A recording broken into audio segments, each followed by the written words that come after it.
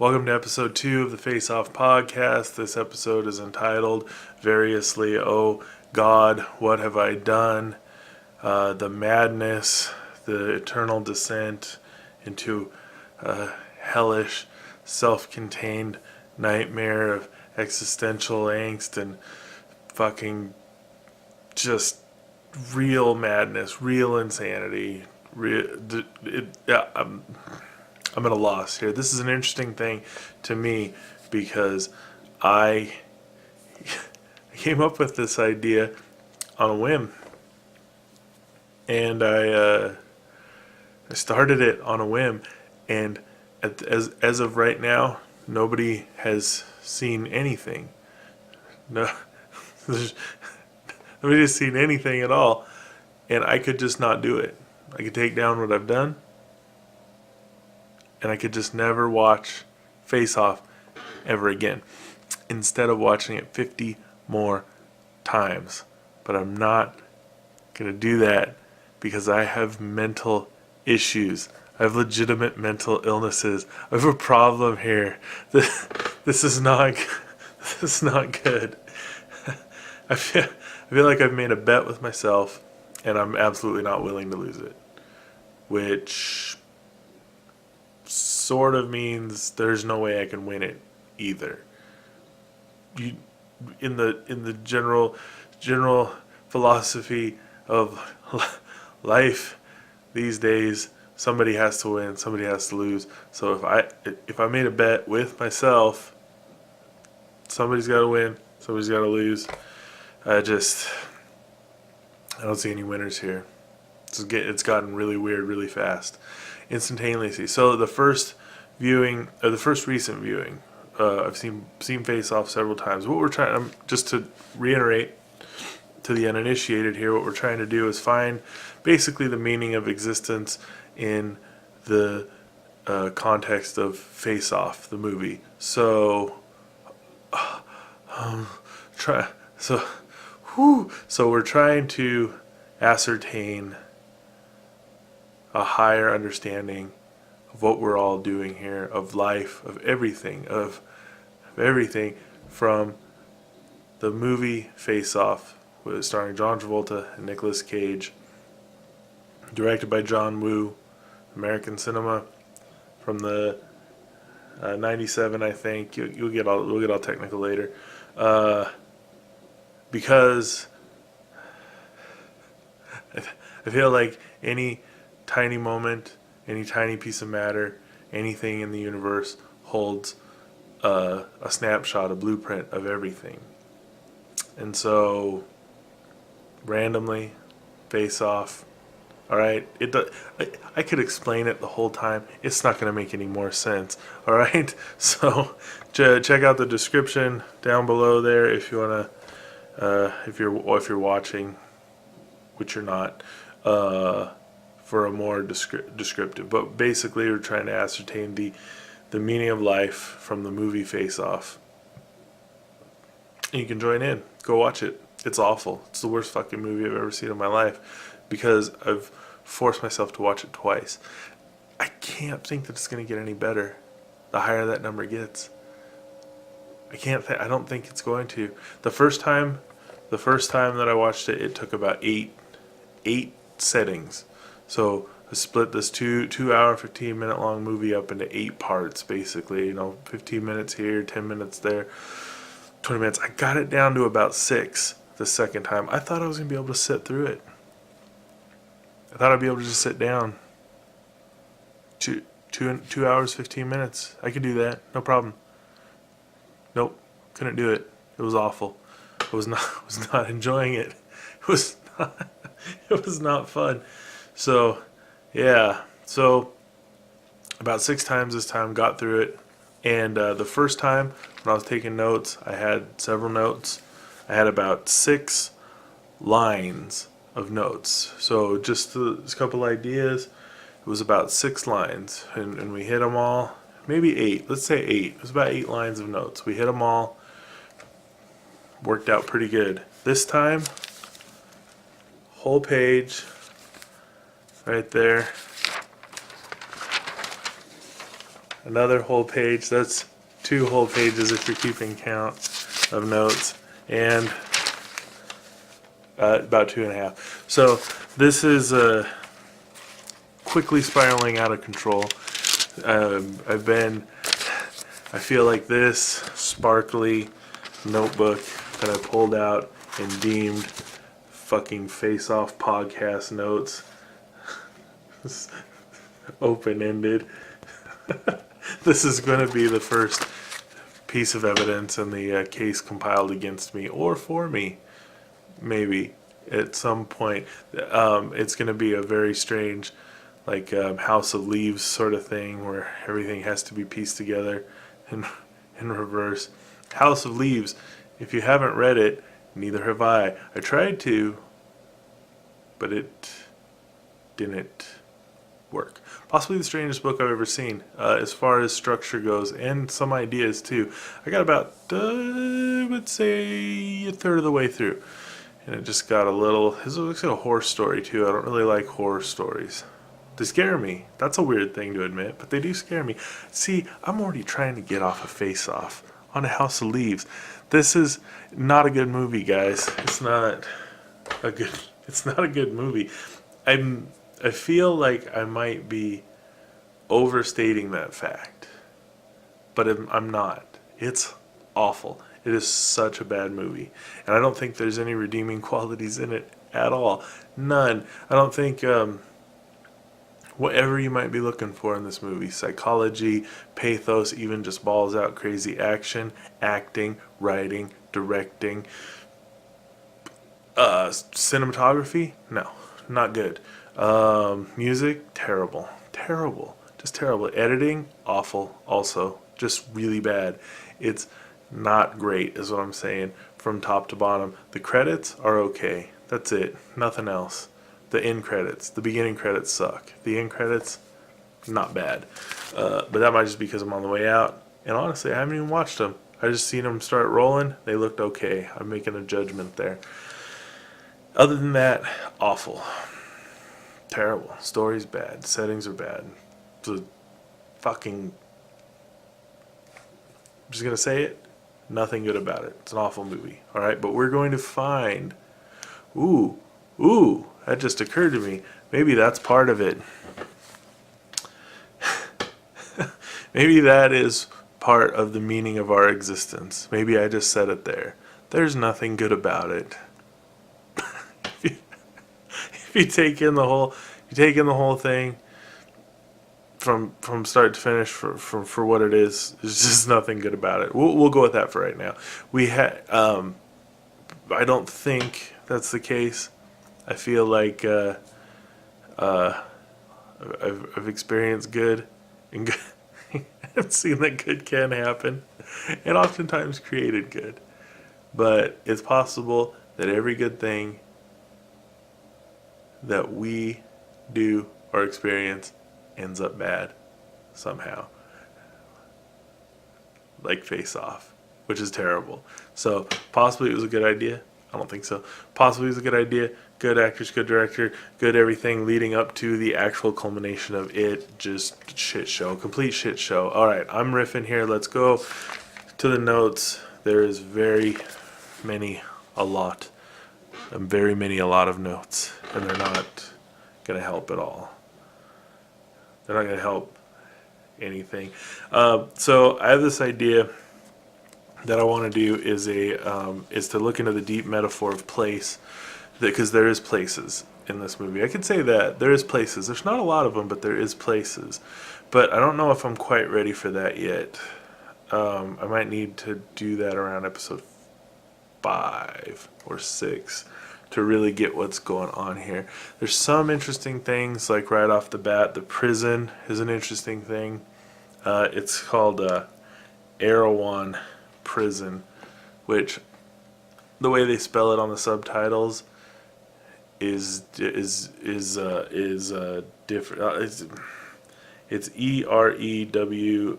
Erewhon. So if they switch the W and the H, it would be nowhere backwards. Pretty fucking clever, but I don't think so. Anybody seen Trolls 2 where, oh god, which is a markedly better movie than this movie. It's considered one of the worst movies ever, but it's way better than Face Off. Somehow, I don't know how, but the town that Trolls 2 was set in, they called it Nilbog or something like that, and it was goblin spelled backwards. Ooh, it's fucking sweet. And which there were trolls. I don't know how it goes, but anyway, check out Trolls 2 before you check out Face Off, because it's way less of a waste of your life. It's a total waste of your life, but somehow less than Face Off. So the prison's an interesting thing. It's revealed to be a TARDIS, basically, at one point, because it's very large on the inside, very small on the outside. It's basically just an oil rig in the middle of the ocean or offshore somewhere, and but on the inside it's this vast thing. I mean, I don't know, maybe it's not vast. It's big. It's got a lot of people in there, a lot of space that they show. So, but it definitely has a TARDIS feel when you see all the insides and then look at it from the outside. It's very, very small and stupid. But it's got magnetic boots. The floor is metal, so anywhere that you're at, they can turn on the boots and you can't walk. Interesting sci-fi conceit. They have a Big Brother screen that shows like nature videos and shit like that all day long, driving people. I mean, I don't know if that's a torture thing or if it's meant as a rehabilitation thing, but nothing else in this prison seems like it's geared towards rehabilitation. It all seems like, fuck these criminals, they suck. That's the whole thing. Like, the Geneva Convention doesn't count here. This is what one guy says at the beginning. When Nicolas Cage goes into this prison, the Geneva Convention isn't recognized here. Amnesty International doesn't know about this place. You're fucked. You're fucked. He says, at one point, Nicolas Cage says, when I get out of here, and the guard corrects him, no, if you get out of here. Because we all know criminals are complete scum. They're total scum. And obviously this place was built for the scummiest of the scummiest, so we should have zero empathy for them whatsoever. And basically just cage them up and hope they all kill each other. There's at some point that they talk about the electric shock. You're going to get shocked. You're going to send you to the shocker or some shit like that. Like it's this known entity, you know? And then it's revealed that what it is basically an electroshock thing pumped up to rock and roll 11, you know, so you get strapped into a chair, you get a thing put on your head, and you get your brain shocked till you vomit all over yourself, and you're supposed to be good. So the electroshock therapy was a popular therapy back in the, I want to say the 50s to maybe early 60s, maybe even into the 70s. I know people still, Carrie Fisher actually swore by shock therapy all the way up until this was before she died, I think. I mean, I don't know if I'm pretty sure they still do it. I'm pretty sure if you have the money, you can do whatever you want. You can have whatever you want done to you. So, but shock therapy was, when it was prescribed for people, when it was foisted onto people, it could really mess with them, because the way that it kind of works is it sort of erases it has a tendency to erase memory. So if you're dealing with a neurosis or something like that that's rooted in some past trauma, the idea would be that you erase the memory of that trauma to sort of cure the neurosis. And Carrie Fisher, she swore by it. She said it worked great. But those were bad memories. She didn't want them anyway, you know? And she said it's not as cut and dry as that. Not like, oh yeah, you erase your memory. It's shocking your fucking brain. So it's not like a surgical precision or anything, and definitely not in Face Off. It's treated as a punishment for acting out. So if you exhibit violent behaviors, get into a bunch of fights, then you go into the fucking gonna go get your brain shocked until you throw up all over yourself and can't walk. it's going to really be good. So rehabilitation is not really what this prison is about. This is a prison for just holding animals, which begs the question, why not just fill it with water? Drown them. That's the Hannibal Lecter thing. What was that? It was from, it wasn't from Silence of the Lambs. It was from the second one. The Hannibal, I think is what it was called. No, maybe it was from Red Dragon. I think it was from Red Dragon. Another awful movie, which I would way rather watch 100 times instead of watch Face Off one more time. I might end up making a deal with myself. Awful movie, Red Dragon. So bad. Such a lot of good components to it, but it turned into garbage. But I think that's where that quote, that Hannibal Lecter quote, comes from. Is it a quote if it's a fictional character? I think it is. I think we're to that point. We'll just say it is. So the Hannibal Lecter quote was, he was sitting in prison. He was like, any sane society would have either put me to use or killed me off by now. Because you're just sitting there doing nothing. He's a smart guy. He could do stuff. I mean, they just put him in a box. Why? Just, you know what I mean? And that's the same thing with his prison. If there's no pretense of rehabilitation, then what's the point? Just fill it with water and drown them all like rats, right? I mean, that makes sense in the context of the movie. But again,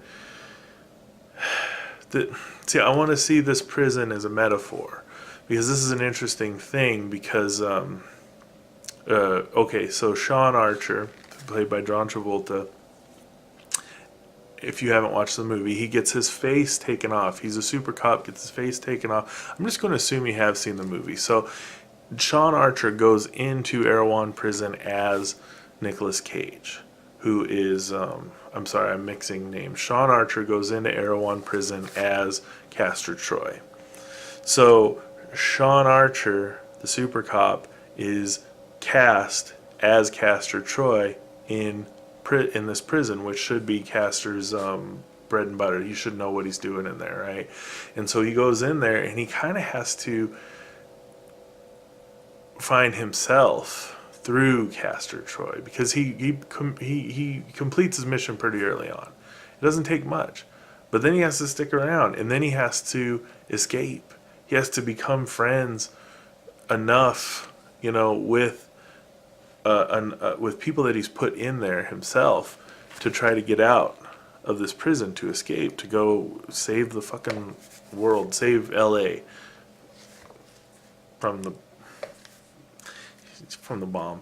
It's ostensibly save LA from the bomb. That's not really what he's doing. He's trying to save himself. And so, as a metaphor, the prison is this. And I'm going in a little early here. I don't think I'm quite ready for this, but he goes in. He has to find himself as Castor Troy, and then at some point he meets Castor Troy as himself. So Castor Troy shows up wearing his face.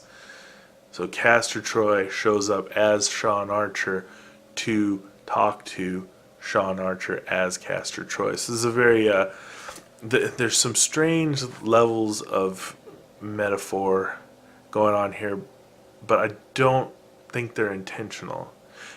It's possible that they're intentional, but I don't think so. I think it was just like, this is a cool idea. But sometimes just having a cool idea, like, oh, fuck yeah, this will rock. Let's do something that rocks. It turns out that it's just fraught with metaphor. You just didn't know it. I think that metaphor happens in two ways. It happens one way can be totally conscious. A totally 100% conscious metaphor. Like the X-Men movies, they started out as and I'm talking about the movies specifically. I don't know about the comics for sure, but the X-Men movies specifically were a metaphor for the gay experience, for being, having to come out and stuff, because, and I'm not even going to go, you go watch them, go figure it out, but that has been confirmed by the people that wrote the movies. I don't know about directed them, but definitely wrote them. And that has been confirmed, that was what they were going for, was that metaphor. Same with Cloud Atlas. They really liked the book because of its because of the changing, the fluidity of gender and stuff, that spirits could reincarnate as different. You know, it had definitely had trans overtones in the Wachowskis. If you don't know, are well, they're sisters now. They were brothers before, so that's a. So okay, so overt metaphor. You come up with an idea and you say this is a metaphor for this. So it's this thing is a thing that it's not, but it's representing. It's representative. Then I think there's metaphors that, like I was saying, it's just a cool idea. Hey, here's a cool idea. Let's put it out there, and then you're able to deduce from the idea itself an unconscious metaphor that comes out of it. So you could look at Transformers as a metaphor for the Industrial Revolution. I don't know if you can, but that's just an example. The Transformers movies were definitely hey, here's a cool boom boom explosion movie. And but you could, I'm sure, shoehorn an environmental message on it or whatever. I mean, it felt like there kind of was an environmental message, if I'm remembering right, but you could shoehorn like I said, an industrial revolution message or a technology warning message or something like that. I keep messing with the camera. Sorry guys, we're gonna get it right. We're gonna figure it out. I'm just literally looking at, this is like how I can do this. I have a conversation with myself. This is the level of the ego that you're dealing with here, is that I can sit here and just talk to myself, just staring lovingly into my own beautiful eyes and having a conversation about deep metaphors. So this is an interesting idea. I'm doing a podcast right now about face off and the meaning of life, and I'm doing it while I'm sitting here staring at myself in the camera here. So there's an unconscious metaphor here. I'm ostensibly trying to find the reason for existence through some shitty piece of garbage American cinema, but really it's not existence. I'm looking for myself. So I'm using existence, life, as a metaphor for my life. I want to find a meaning for me, for myself, because that's just fucking how it goes. Okay, that's it. Look, we have touched on one thing on these notes, one thing, and that's Erewhon Prison. So let's see here. We got the shock therapy. So there is a whole bunch of Erewhon Prison as a setting is very small in the movie. It doesn't take up a ton of time, maybe like 10 or 15 minutes total, but it has, I think, the most rooms of any setting. So the prison has the shock therapy room, it has the visitors room, it has the hole, it has the mess, it has the spot where they get brought in, it has a what do you call it, a control area for the guards with a bunch of TV monitors and stuff like that. It has an outside, it has a helicopter somehow. And as soon as somebody escapes, that is the standard operating procedure, obviously, is to just start shooting at them with a minigun from a helicopter, just blast at them and stuff. And then once they jump off the side into the water, give up completely. Done. They're good. That's fine. We're just gonna leave them be from here and let them swim however many miles. I don't think it was that far. It looked like you could see the city in the distance, but I mean, swimming several miles in the ocean and barefoot too. I don't know why they made it a point to show that he was barefoot. Like, it was a big deal that when When Sean Archer as Castor Troy escaped from the prison, he was barefoot. They did it in slow motion. It was a tank, some sort of tank, got shot and lit his shoes on fire, and he had to take them off. It was really important, and it never ever comes up again. I don't think it's that hard to swim barefooted. I don't know if it was like a Die Hard thing, like maybe a callback to Die Hard or something like that, but it never came up. Like in Die Hard, it was huge. It was a huge deal that he was barefoot. A huge deal. Like just when he got those shoes, when he got the shoes, it was like, oh fuck yes! Like it was like a superhero at that point, you know. Um, am I remembering Die Hard right? He did get some shoes and he was all happy, like on the verge of orgasmic about it, which you would be. You fucking would be. I used to walk barefoot all the time in the gravel. And then one day I was like, I can't do this. This hurts so bad. What am I doing? Well, it wasn't one day. I moved to the city.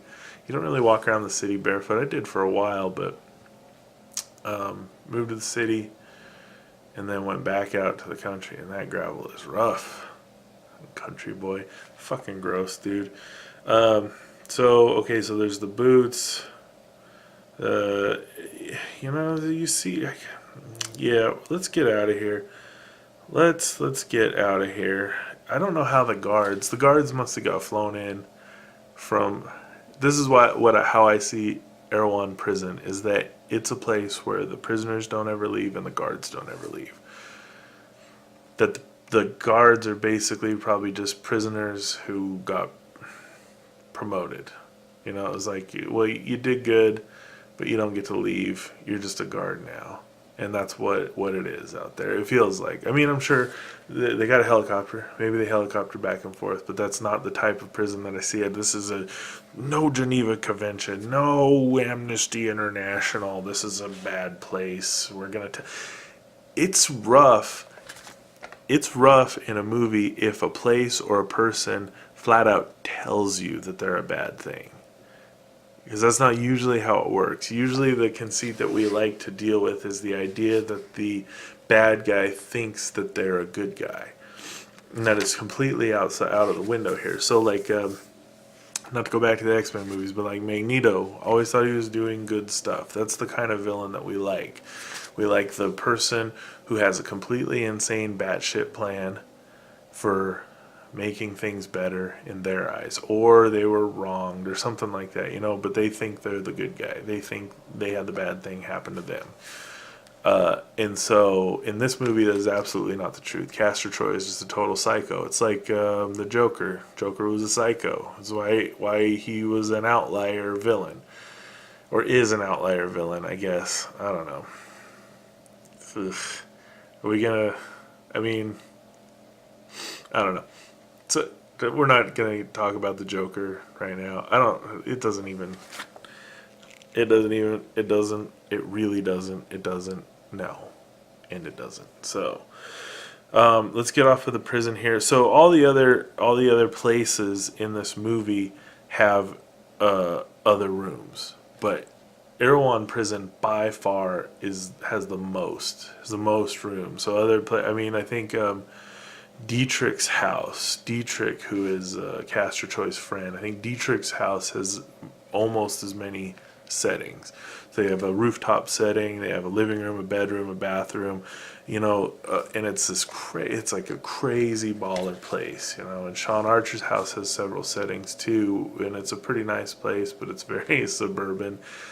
Douchey place. Castor Troy driving through the neighborhood as Sean Archer says, well, I'll probably never get a hard on again because of this terrible sedate surrounding that I find myself in right now.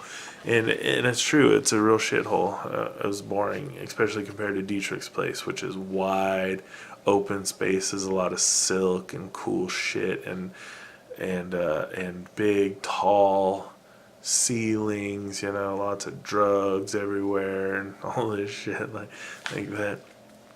I just have to mention, it just popped up, this whole this whole fight, this whole battle between Sean Archer and Castor Troy, it ends in a speedboat chase that is not great, which, okay, brings me to another point. Let's jump ahead here. I'm gonna do do this completely wrong.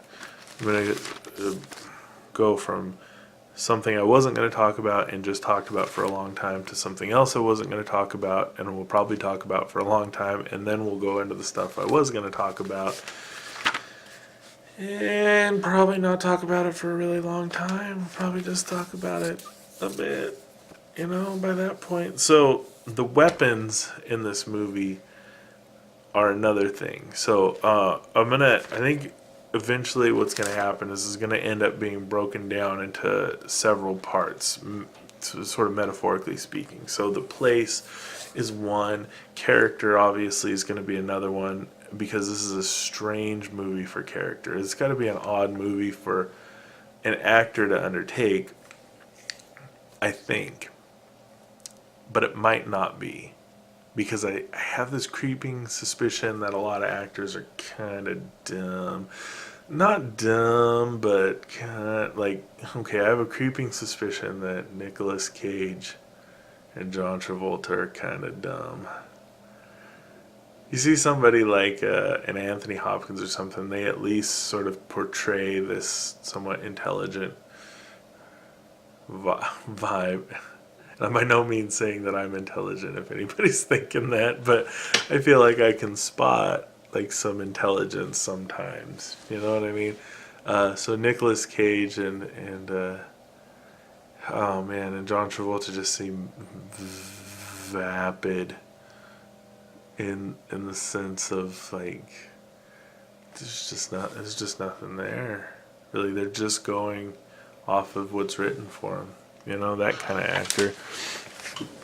So it feels like there's other actors who bring something more to the table, like a John Malkovich or somebody has an interesting sort of vibe going on, or Chris Cooper. You know what I'm talking about? Or let's say I don't want to go British, but I would say a Helen Mirren seems to have something a little bit more, but that could just be because she's British and that has a tendency to weigh on people. So who else could I think of that seems to have something more going on? I can't think of anybody. Nobody. There's nobody else. There's nobody else. Everybody else is horrible. That's what I'm saying. It's awful. It's so stupid. Actually, I don't know. We're watching that. A Laura Dern. We're watching Big Little Lies right now, and this is great. Really good. A lot of good acting going on there. But Laura Dern, man, I had thought of Laura Dern as Jurassic Park, kind of whatever sort of thing. But if you haven't seen the David Lynch movie Inland Empire, she murders it in that movie. Holy fucking shit. That's some high quality shit right there. I mean, it's one of those things where you can never look at somebody the same again, because they really put it down. You know what I mean? And so there's certain people that seem like there's something else going on. They can bring some smarts to the table. There's other people that don't. And John Travolta and Nicolas Cage are basically poster boys for nothing else going on there. Nicolas Cage maybe some fairly serious insanity, but other than that, I don't know. I've heard a lot of weird things. Anyway, it doesn't matter. This has gotten a little bit gossipy and everything. I was talking about guns. No, wait, we were talking about character. Oh yeah, the different elements of story, so character, setting, dialogue.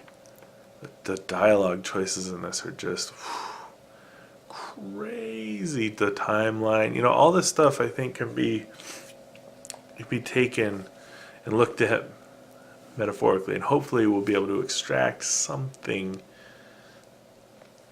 anything at this point, and work with it. All I'm trying to do right now is extrude from this thing maybe not extrude. I'm trying to extract from this thing, trying to extract a raw clay material from this horrifyingly bad movie, and with that clay, hopefully extrude it into something else, right? No, that was bad. I want to mold it into something. If I need to extrude it, I will. I just wanted to use extrude, right? I did it wrong. Okay, so the guns, the weapons in this movie are significant because they're the only consistent thing throughout this movie is the need for a gun, and everybody is fine with using them. There's a part at the end, the mother, Eve, Sean Archer's wife, Eve, is her own woman too. She's a doctor, guys, right? She's a doctor. And his daughter, Jamie, they're horrified. They get caught in a gunfight and they're absolutely horrified. It's scary. At one point, Eve does smash a chair over somebody's head, which is a pretty fucking baller move. That's hardcore, man. Just smash somebody with a chair. Just go from being a doctor to a destroyer. She got some issues with Sean Archer, man. So smash the chair over some dude, and Jamie stabs Castor Troy, who happens to be wearing Sean Archer's face, her dad's face. So she shoots her actual dad because of a misunderstanding and stabs the imposter dad. So she shoots her dad, who has Castor Troy's face, and stabs her dad, who is Castor Troy with her dad's face. There's layers here, man. She was confused as fuck. That's what I'm saying. Super confused. And she's a teenager. She's 16, too. But both of them are horrified. Other than that, nobody else. Nobody else is horrified.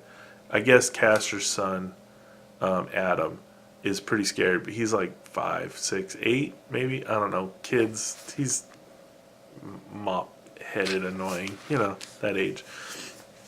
He's scared, too. And oh man, I'm totally rambling, but he's scared too when they get into a gunfight. But they put headphones on him, playing "Over the Rainbow," somewhere over the rainbow from Wizard of Oz. So it intercuts somewhere over the rainbow with this crazy shootout music and all these gunfire and stuff like that.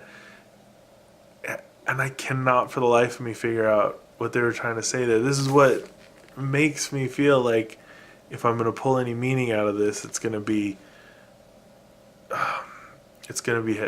have been put there unconsciously. So, because that seems like a very conscious, bold move. Let's have a gunfight with somewhere over the rainbow. This is like the end of Devil's Rejects, where they're out on the highway and it's like the FBI or some shit. I don't know. You know, it's got a blockade and all this shit, and they get the big old Cadillac or Lincoln or whatever it is they're driving. They fucking just nail it and just drive into their own demise. You know, I think maybe it was just the one dude at the end. Anyway, make the decision to drive into their own demise, and it's fucking Freebird playing in the background. It's like, oh shit. I fucking hate Freebird, but it works there, baby. That fucking guitar solo. It's like, yeah, if you're gonna go out fucking rockin', son. That's a deliberate tactic, you know. To the end of Fear and Loathing in Las Vegas, a similar scene with a car, big car. I think it was a Cadillac in that one. Fuck, no, it might have been a Lincoln too. I don't know cars. But a big car with the American flag fluttering behind it, top down, driving through the desert out of this madness that was Las Vegas with all these drugs and stuff. And it's that Rolling Stones song, not to, man, that sounded like Satisfaction, but that Rolling Stones song, fuck it, go watch the fucking movie. God damn it, I got defensive there. I'm sorry. I apologize. But it's got that Rolling Stones song, It's all right now. In fact, it's a gas. Yeah, it was perfect. It was a perfect decision, for a song to show something over the top of something else. Freebird in that. They used Freebird also in that the Kingsman movie when the guy fucked everybody up. That was pretty fucking badass. It was a good usage. Solid usage in the church. The church. Freebird, Kingsman. Check it out. It was a solid usage, right? This, not so much. I'm trying to think of a usage where a melancholy song was used in an action scene. I can't really think of anything off the top of my head. I have to try to look something up. But you do that consciously. Do that for this just felt like, oh yeah, let's do that. Let's just put it somewhere over the rainbow. The kid obviously doesn't want to be in a shootout. So it's like Dorothy. She's bored, right? And she wants to get out of her boredom. Even that doesn't make sense. So this just shows the sloppy weirdness that went into this movie. It doesn't make any fucking sense, is what I'm saying. So what are we talking about? Those people that are horrified by guns. There's very few of them. The rest of them are fine with it. The rest of them are straight up ready to kill people. And I was going to mention too, in the prison scene, during the escape, Sean Archer tries not to kill cops. I think he kills a few of them, or at least wounds the shit out of them. And then in the shootout at Dietrich's house, I think he kills some of them. I'm pretty sure he does. There's one scene where he makes it apparent that he's not killing one, but he's trying to make it look like he did. But I think he killed some of them before that. Definitely shot a few of them. I'm gonna have to. I'll watch it again. So anyway, the guns are important. They're specific. So Castor Troy has 2 guns, really big ones. 2 big guns. He's got 2 big guns that they keep in a case, or he keeps in the back of his belt. And they're huge. I think they're called Desert Eagles. I don't really know. They're really huge guns and they're golden. They're just super garish. They got like etchings on the side of them and stuff like that.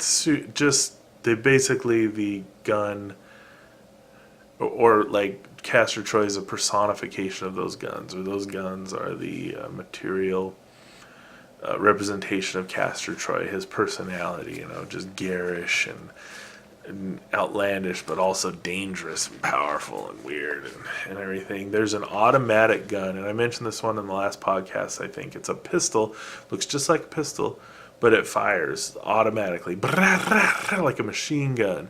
And this gun, there was a gun like this in another John Travolta movie called Broken Arrow, and I was like, well, that seems to be the only 2 movies I've ever seen this in. Write in, let me know. You ever seen it? It's a pistol, just a regular looking pistol, but it shoots it like a machine gun.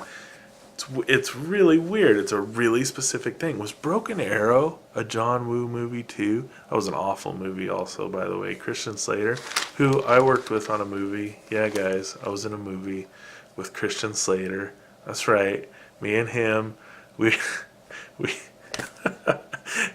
I was an extra on a movie called Lies and Illusions. Go watch it. You can see my ass and my face, but in different scenes. It's a little bit odd. It's a bit like Face Off, because you can see. It's not like Face Off at all. It actually makes better sense now that I think about it. You can see my face at the beginning of the movie, and you can see my ass at the end of the movie. So it's like they were making this movie just to showcase me. They were saying at the beginning, we're going to show Derek's face. At the end, his ass. Because those are really the 2 best parts of him. And we don't want to mess with anything in the middle. So anyway, that is a horrible movie too that I would prefer to watch 1,000 times before I watch Face Off one more time. Namely because it has my face and ass in it, and I'm fine with that. That would make me happy to see myself on film, obviously. Okay, so we have the automatic gun. There's a part where Castor Troy as Sean Archer gives Sean Archer's daughter, Jamie, a knife. It's a butterfly knife with what I believe is called a Chris blade, so it's a squiggly blade. It looks wiggly. You know what I mean by that? Like and a butterfly knife is a kind that flips open. It closes. It's got a hinge, and the blade or the handles open and close around so you can carry it, and it doesn't have any sharp edges. And then you flip it open, and it's ready for the stabbing. It's got this crisp. I think it's called a crisp blade. God, I think like Aladdin maybe had one in it or something like that. If you want to cross check, just look up crisp blade. I don't fucking know. KRIS. It's what I called it. I used to have a knife like that. But she gets this knife given to her by Castor Troy, who's pretending to be her dad, and then he ends up getting stabbed with it by her in the leg, and she twists it just like he told her to. I think he gives it to her because she almost gets raped, and he saves her from that. And he's like, "Hey, if it ever happens again, just stab that fucking dude right in the leg bones. Stab him right in the leg bones, you know." And then there's a spoiler alert. Sean Archer wins. He kills Castor Troy, who is wearing his face at the time. And he kills him with a harpoon gun. I'm trying hard here, guys, but a harpoon gun. Ostensibly the reason is because they lost their guns in the speedboat chase, but there was a harpoon gun on the speedboat, which I guess makes sense. Why would you have a speedboat and not have a harpoon gun as your final weapon? It seems like you would put some meaning behind the type of weapon, that they get finished off with. That maybe not. I don't know. It just seems like that. It's the same with the Over the Rainbow song. I feel like I'm winding down a little bit here. I'm spending a lot of time with Face Off, guys. And the rest of the guns, there is huge guns, just available for everybody. Shotguns, machine guns, all sorts of guns, just readily available. Just piles of guns everywhere. Everybody in this movie needs guns, obviously. They just have them laying around. It's just part of the scenery. It's like, oh yeah, there's the gigantic gun, no cabinet. They're just sitting all over the place. They're behind the couch, leaning up against the chair. You got one in the kitchen on the counter just in case you need it, because you will need it, because we're all gonna die. Anytime there's an explosion in this movie, just as a side note, anytime there's an explosion in Face Off, it's fireworks. It's literally fireworks. That seems like a choice, a very specific choice, to literally have fireworks shooting off, and the whistling of fireworks shooting off. I mean, it happens everywhere. A plane drives through a hangar, fireworks. Speedboat explodes, fireworks.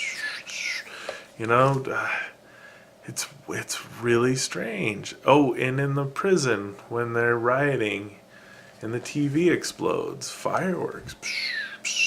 Inside, fireworks indoors, guys.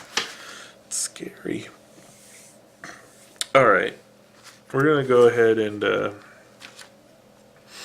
pop over here to the actual notes that I was going to go through. And I'm going to just knock out a couple of them.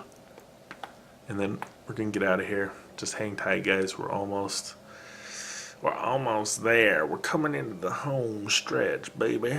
So, this movie has subdued gore. The gore factor of Face Off is not off the charts. And I wonder if that is a choice on John Woo's part, or if it's specifically okay. So in the part where the faces come off, there's interesting camera movements that put the gore, out of focus. We don't get to see it, but you kind of do. The closest you get to actually seeing the horror is in the reflection in somebody's glasses. You see, oh, look at that. I'm getting a bunch of reflections.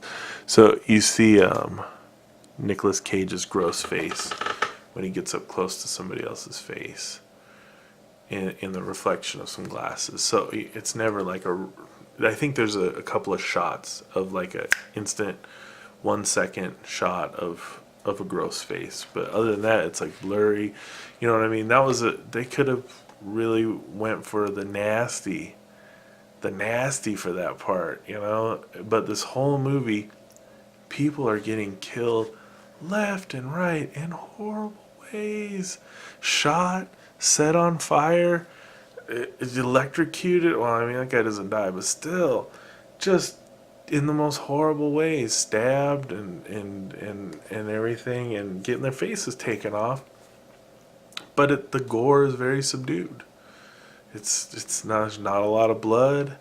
There's not a lot of guts and brains and all that shit. It's just mostly like kind of, I would say, like good and the bad and the ugly violence, where it's just like, I got shot. There's just barely any consequences. I just died fairly peacefully. Don't worry about it.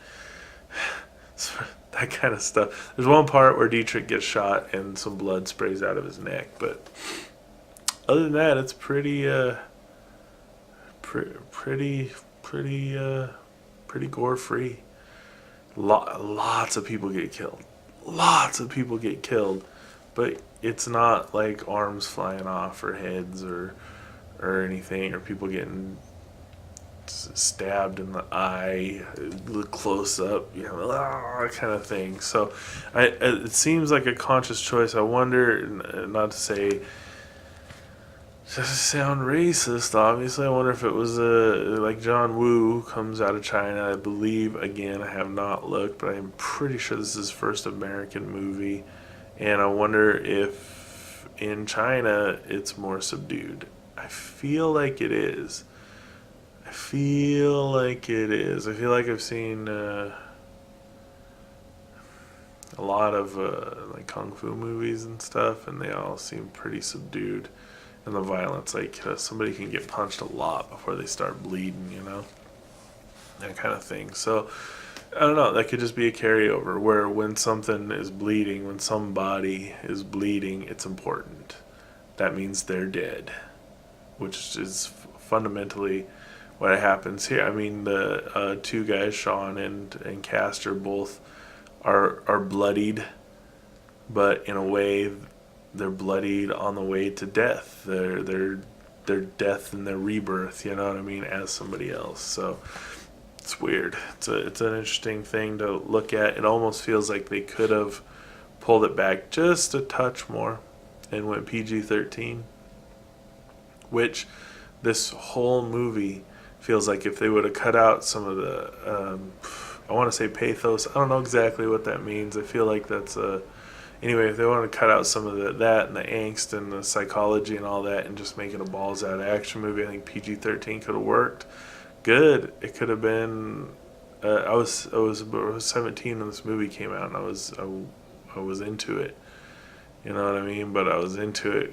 because I wanted the action and the violence, but I also felt smart, and I wanted that pathos, and I still don't know what it means, but pathos and psychology too. So that's where it attracted me. But I feel like if they would have just went for that PG-13, I don't know, it doesn't even matter. It's all said and done. It's just an odd thing. There's a point where Castor Troy refers to L.A. as Hell A. Very clever. Very, very clever. But it's odd because it shows a disdain for L.A. And Castor Troy is the most L.A. villain that has ever existed. He's garish. He's out there. He's wild, crazy, and all this stuff. It seems like this would be his place. This would be the place where. But he's not. He's like an international terrorist for hire or something. It comes out like that. I want to say it's like hillbilly militia or something. That's the way they put it. That contracted him and his brother to build this bomb and plant it in the LA Convention Center to blow up Hell A. It could be that he was saying that as something that they had said, like he was parodying it, repeating it. You know what I mean? Which would be interesting. He seems like a independent fella. It doesn't seem like he would be really touched by somebody else's plight or whatever. Maybe it was just a goof. Maybe he was being funny. I don't really know. It's just an interest. It goes into another thing I wanted to talk about later on, was the idioms that they use in this movie, which is kind of like phrases that we've heard a million times. So something like, if this doctor can do half of what he says he can do. It's such an odd thing to say, or I hate to see you go, but I love to see you walk away, that kind of thing. Or after this, take this face and burn it. These action movie tropes that are just skewed slightly. Those just really weird me out. They really weird me out. I don't know why they do that so much. I felt like at one point I wanted to write a story that was comprised entirely of idioms, or and just see if that would work. I think it could. It'd just probably be awful, but it's interesting when you come up to something like that. You want to say it because it does work. It's like if you say somebody, I don't know. Like my favorite one is the carrot. So just dangle a carrot. So it's like the idea of riding a horse and having a stick with a carrot on it that you hold out in front of the horse. The horse is constantly trying to get to the carrot, but it can't. But it doesn't know that because it's an idiot. That doesn't work. I've tried it before. I literally tried to do that with a horse, a Shetland pony, when I was younger. I used to ride around. Oh, Jesus Christ, are we really going there already? And it was a shitty, mean horse, and I wanted him to go, so I tied a carrot to a string and held it out in front of him, and he just stared at it. He didn't even try. He was like, I don't give a fuck about that carrot. So maybe if you had a dumb horse that wasn't an asshole, it might work, but I kind of doubt it. So anyway, so somebody says, yeah, I'll put a carrot on a stick for you. That's an idiom for trying to get you to do something you don't want to do. Stubbornly refusing to do by offering you a prize that you can never actually get. It's a really actually kind of sad, bizarre set of circumstances. I think that's what we like. We like weird ideas that are multi-level ideas, that it looks goofy, but it's actually kind of dark. And you actually don't know who you're supposed to be cheering for. Alright, we're going to get out of here. We didn't even look of the stuff I was going to talk about. We got to number 2. We're at the top of this page. Look at all of this fucking shit. There's even stuff written in the margins sideways. That is madness. Can you believe that? So This is quickly going to spiral out of control. I don't need to watch it again to get more notes. I could do 5 more podcasts off of the notes that are on here. But I'm going to watch it again. And I'm going to make more notes. I might take a break. I might not make any more notes on this next one. I might just sit and suck in the movie. I'm coughing, so I'm going to go. Thank you guys for watching. If it's not just me, you know what? Thank me also for watching. Sorry, I'm leaving. I'm trying to spontaneously come up with a catchphrase. Thanks again. Have a great one. See you next time. Bye.